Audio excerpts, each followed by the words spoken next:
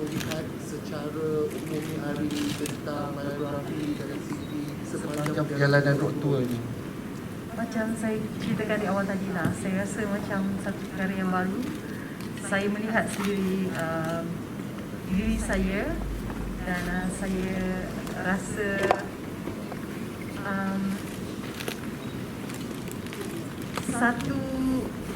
satu yang sangat istimewa lah konsert Siti Nurhaliza on tour ni. Sebenarnya kalau mengikut pada pengarah kita dan juga editing kita, editor kita, sebanyak momen-momen yang perlu kita kongsi, tapi akhirnya kita daripada 11 jam kan? Betul tak? 72 jam ditapis menjadi 1 jam 20 minit adalah satu perkara yang bukan mudah. Dan saya melihat ini antara momen-momen paling istimewa yang saya abadikan, dan melihat diri saya, anak saya, dan wow, saya dah buat sesuatu dengan penuh kasih sayang dan cinta saya kepada seni. Dan yang penting, saya disokong oleh insan-insan yang hebat dalam hidup saya, yang membuatkan saya mampu untuk menyelesaikan konsert Siti on Tour. Itu perasaan saya. Siti, Ya. mungkin Siti boleh kongsi sikit, ada tak idea-idea Siti semacam Siti ada tak masa proses syuting yang dibuat, ada yang punca-punca yang Siti nak, ada tak Siti memberi idea segitu? Yang kedua, ada 2 rakaman suara yang Kak Ji dengan Siti telah sembang kan? So sebenarnya apa konflik di situ sebenarnya? Okey, dari segi editing, saya memberi kebebasan dan juga saya tahu Azhar dan juga Ans sudah bersama-sama dengan saya lama. So dia tahu, dan mereka juga antara Citizoners, dia tahu apa yang Siti Nurhaliza ni kerja di sebalik tabir ni macam mana. Itu yang cuba kita nak tunjukkan kepada masyarakat bahawa menyanyi ni bukan sekadar menghiburkan saja, lebih daripada itu. Kita bagi banyak pengajaran, perkara-perkara yang positif yang kita boleh ambil kan. Dan saya memang nak sangat kalau masyarakat di luar sana melihat filem dokumentari saya ni sebagai satu yang bagi inspirasi, bukan saja untuk anak-anak seni yang generasi muda, tapi untuk sesiapa saja wanita yang bergelar ibu yang dalam masa yang sama memikul tanggungjawab yang lain kan. Kita buat kerja ni bukan seronok, tapi kita buat untuk beri semula kepada orang yang banyak menyokong kita lah. Dan juga konflik yang masa cakap telefon tu, dia adalah sebenarnya, bila cakap konflik tu sebenarnya dia ada lagi kisah yang kami tak masukkan kerana agak sensitif kan. Betul tak Syiraz? Kan? Lepas ni you jawab. yang sensitif, tapi bagi saya akhirnya dia jadi positif. Akhirnya dia memberi balik apa yang kami semua yang dalam satu tim ni, musician apa semua inginkan adalah membuat persembahan yang terbaik dan konsert ini berjalan dengan lancar. Okey, konflik tu adalah untuk konsert pertama lah, dan Syiraz akan jelaskan. Konfliknya actually show Jakarta tu tiket sale-nya amat teruk. Actually tu salah dari pihak kami lah. Promosi yang orang yang kita latih untuk buat promosi itu tak buat kerja yang sepatutnya mereka buat, dan kita terpaksa menanggung kerugian yang amat besar.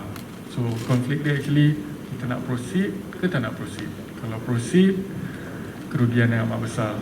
Kalau tak proceed, we will let everybody down. Ada yang dah beli tiket, semua persiapan dah buat, semua dah ready dah. Everything is ready. Cuma dari segi penjualan tiketnya ada masalah. tapi in the end kita proceed juga. Dan saya rasa antara 3 show tu, in terms of performance, show Jakarta yang paling best. Saya rasa yang pergi 3 show tu akan agree dengan saya. Dan saya sempat masa tu kita fikirkan apa yang terbaik last minute untuk kita tingkatkan penjualan tiket juga sebenarnya. So saya pergi lebih awal daripada plan ke Jakarta untuk saya pergi ke radio Indonesia. Saya minta pertolongan kawan-kawan artis Indonesia untuk letakkan di Instagram mereka, promokan album tentang konsert saya. Saya cuba sehabis baik dan suami saya pun sama. Bersama-sama kita fikir plan yang terbaik, keluarkan bajet kan untuk kita masukkan iklan di radio, pergi semua stesen-stesen yang boleh untuk kita promote, dan alhamdulillah ramai dan penuh stadium tu. Semua berjalan dengan lancar. Itulah. Satu lagi, kalau you all perasan masa latihan kan tirai putih tu tak berfungsi langsung. Saya dah panik sebab macam mana nak buat kalau masa live saya punya tirai tu tak terbuka. Tapi memang tak terbuka kan masa tu. Mereka ada standby orang dekat atas untuk tarik secara manual, betul? Itu ada behind the scene yang kita tak keluarkan lah. Actually dari segi masalah produksi tu, apa yang anda semua lihat mungkin 10% saja. Everything that can go wrong, went wrong. Yang macam Tok Lee kata tadi, sampai kita terpaksa prepare seorang dekat atas truss. Kalau curtain tu tak buka, kau tarik manual. Sebab highlight show tu adalah openingnya. So kalau opening tu tak jadi, hancurlah show. So macam-macam kita terpaksa buat untuk menjayakan konsert ni. Alhamdulillah akhirnya kita capai juga apa yang kita nak buat. Siti, tadi ada kongsi juga berkenaan dengan ada penaja ataupun ialah pihak yang terpaksa menarik diri ataupun dah berjanji nak taja tapi tak beri, tapi akhirnya konsert ini dijalankan dan kita dapat tengok filem biografi ini. So adakah filem ini akan membuktikan yang mana mereka sebenarnya silap tak menaja konsert Datuk Siti? Dah lama dah mereka silap. Bukan baru ni. Terkilan. Saya amat terkilan. Sebab amount yang saya minta tu terlalu sikit. Nak cover cost je. Orang lain minta lebih dari apa yang diperlukan, mereka dapat. Mungkin saya tak ada connection kot. Saya minta ni bukan untuk saya. Saya minta untuk industri, untuk semua orang. Untuk musician, untuk technician, semua orang. Saya rasa production yang kita create tu sama level atau lagi tinggi daripada artis international. Untuk buat benda-benda macam ni, production yang besar, kita perlukan sokongan dan dana. Macam saya kata tadi, saya bukan minta handouts. Saya minta investment supaya industri ini boleh membangun. Kita ada talent, kita ada semua orang. Cuma they are not pointed in the right direction. So I just hope and feel that filem ini akan membuka mata ramai orang. Itu saja harapan saya. Last time apa tu konsert Exist ada dijadikan album live kan? So adakah konsert ini juga akan dijadikan album live? Kalau kita dah, sebab banyak lagu Tok T ni ada different publishers. Kalau kita dapat approval daripada semua publisher dengan copyright holder, definitely kita akan keluarkan album lah. Iras, kita tahu salah satu location untuk konsert di Albert Hall kan, perancangan asalnya. So mungkin selepas ini nak direalisasikan kembali First kali bos ke negeri. Hajat tu memang ada. Kita doalah.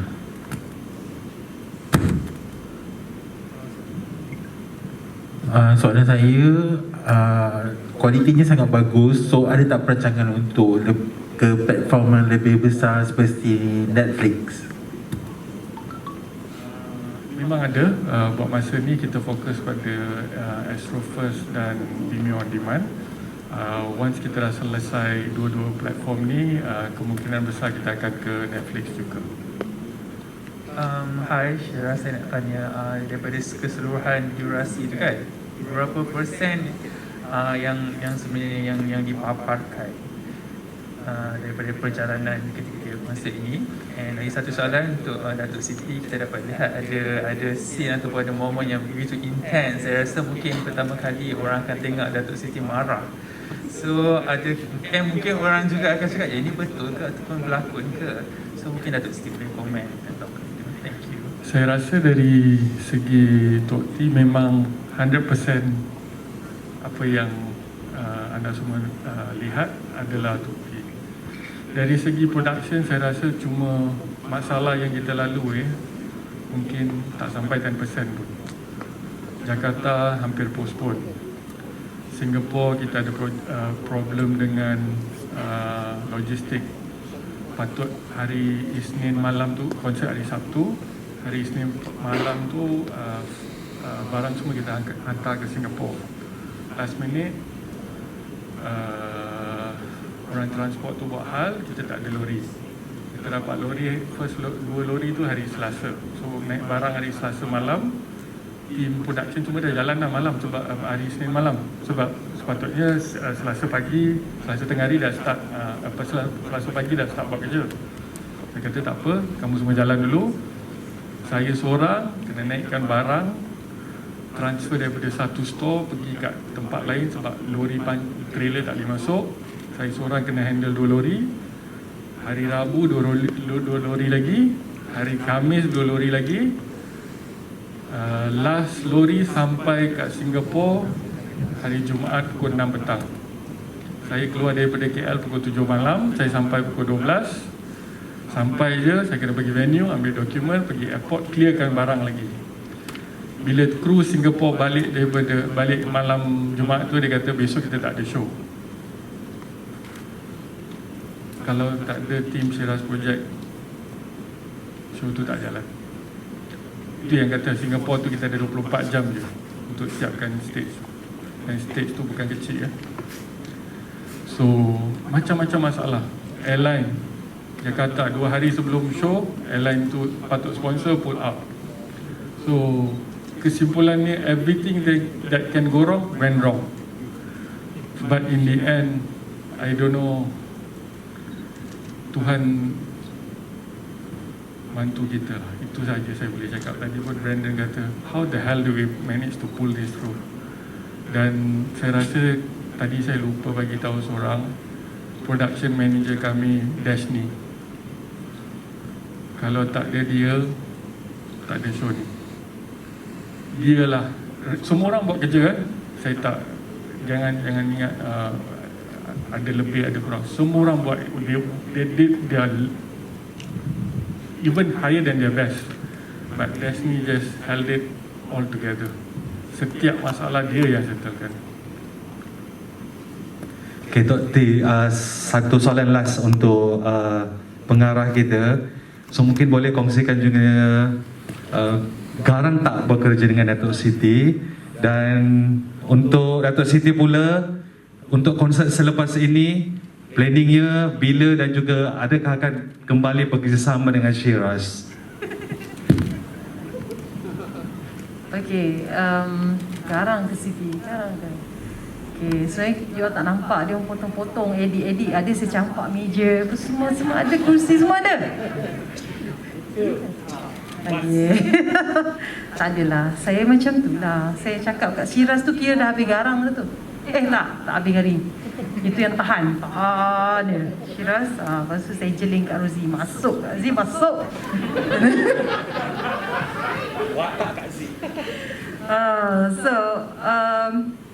yalah, kita nak buat satu konsert yang besar dengan tanggungjawab yang sangat besar. Walaupun yalah, satu tim dah bekerja keras, kalau masalah tu nak terjadi, kita nak buat macam mana kan. Namun saya rasa kalau ada perancangan yang betul dan teliti, insya-Allah semuanya boleh berjalan dengan lancar. Sebab tu saya kata konsert ini juga adalah satu pelajaran juga untuk kami, satu tim yang mana dah merasai dan melalui pelbagai cabaran ni. Mungkin selepas ni Syiraz akan lebih lagi, dan pihak kami semua akan lebih alert, lebih apa orang kata, berhati-hati dan lebih buat kerja lebih baik. So semua adalah satu tim yang belajar daripada pengalaman. So adakah saya nak sambung lagi bekerja dengan Syiraz? InsyaAllah. Anda kan sudah bersedia? Jawapannya InsyaAllah. Bagi saya apa-apa pun kita plan dengan baik, macam Kak Rosie cakap lah ya. Apa pun kita dah belajar daripada pengalaman, kita dah tahu macam mana keadaan yang akan berlaku. Kita kena tahu sekiranya kita buat macam ni akan berlaku macam mana. So persiapan awal tu penting untuk menjadikan konsert kita berjaya. Dan ini adalah satu cerita kisah benar yang saya nak beritahu kepada masyarakat. Kami di atas pentas tu, you all tengok 1-2 jam tu dengan penuh kagum dan bestnya. Tapi di sebaliknya adalah cabaran-cabaran yang kami lalui. Kami menjadikan dia konsert yang berjaya. Sebab apa? Sebab rasa tanggungjawab, kan? Sebab rasa cinta kami pada muzik dan tanggungjawab pada peminat dan masyarakat. So cerita-cerita yang dah berlalu, kami dah pun saling apa kata, menerima kekurangan dan pemaafan. Saya rasa ini adalah perjalanan yang sangat istimewa yang boleh saya kenang, dan saya tak sangka saya dah dapat difilmkan oleh peminat saya sendiri, anak muda yang sangat-sangat apa kata, berpotensi dalam pengarahan. Dan saya doakan semoga lepas ni ada lagi anak-anak seni yang lain yang boleh muncul dalam filem dokumentari mereka juga, sama seperti mana yang saya telah pun buat. Sebab ia jadi satu apa Kak Zia, dia jadi satu daripada khazanah dan juga boleh jadi rujukan ya kepada anak-anak muda atau generasi muda yang nak berjaya, insya-Allah.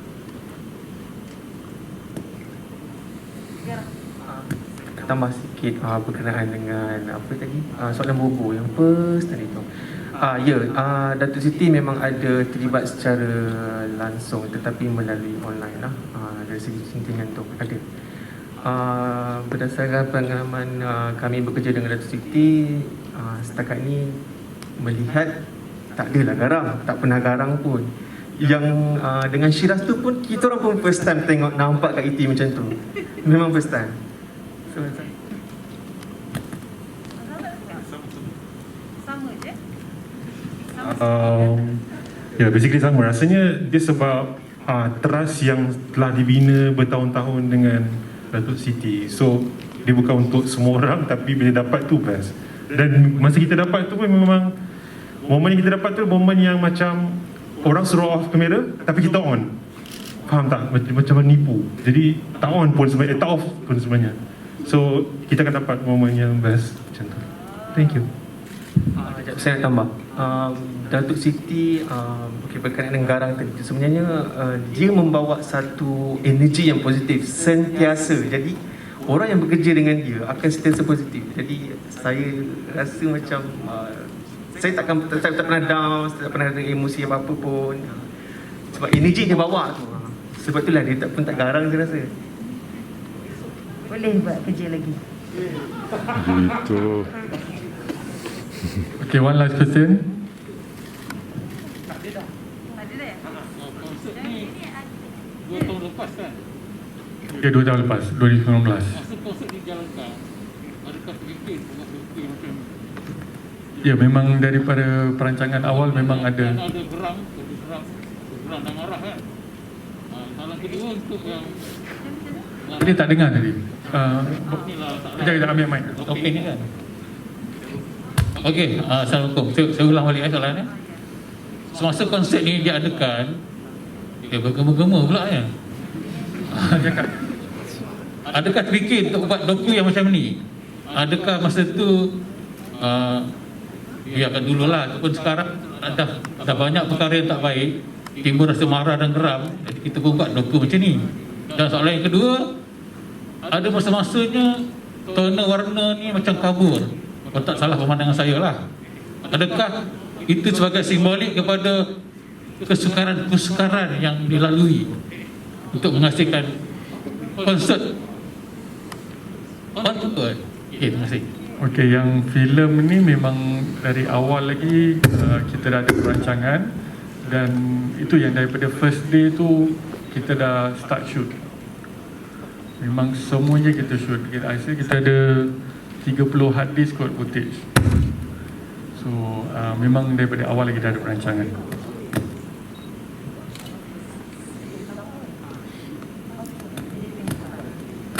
Yang saya punya part macam tadi tanya soalan nak marah baru buat dokumentari. Saya terjangka je. Oh, jangka. Tidak begitu ya. Dia memang diplan oleh Shiraz kerana ini adalah satu konsert sangat besar, Malaysia, Singapura, Indonesia. So kita shoot di daripada awal saya menerima jemputan untuk membuat konsert ni. Biasanya orang pun buat gitu lah. Dalam dokumentari memang itu adalah kisah yang benar. Dan ia tidak ada lakonan ke sebab marah ke baru nak buat dokumentari, nak tunjuk petak. Ia adalah satu perjalanan menjadikan Sneeza on tour, dan ia adalah satu tatapan yang saya rasa perlu setiap artis buat, dan saya ramai artis akan merakamkan dia punya momen tu. Tapi yang bestnya akhirnya kita decide untuk buat filem dokumentari ni kerana ia adalah satu yang sangat istimewa, dan memang trend sekarang ni di luar negara, artis-artis hebat macam Lady Gaga, ya, ramai Shawn Mendes, semua diorang membuat filem dokumentari tentang perjalanan mereka sebagai artis. Okey, tambah. Yang part garang tu sebenarnya itu yang pasal gaduh tadi. Yang tanda warna tu. Okey, sebab saya edit, okey saya jawab. Jadi memang kita datangnya konsep dan direction secara teknikal. Konsep dan directionnya memang macam tu. Sebab reference kita memang kita peminat kan. Jadi kita nak video penyanyi kesayangan kita tu macam penyanyi yang antarabangsa. So kalau kita tengok reference diorang pun macam tu. Tapi memang directionnya begitu. Dia memang nak nampak serial yang boleh. Dan kita record macam-macam kamera ada, phone ada, ni ada, apa yang sempat kita rakam. Jadi dia campuran daripada pelbagai kamera, pelbagai format dan pelbagai spek. Itu saja. Terima kasih. Dan saya nak tambah sikit, ada part sebenarnya yang cover tu ada setengah part tu tempat tu tak berapa cantik. Jadi kita coverkan lah.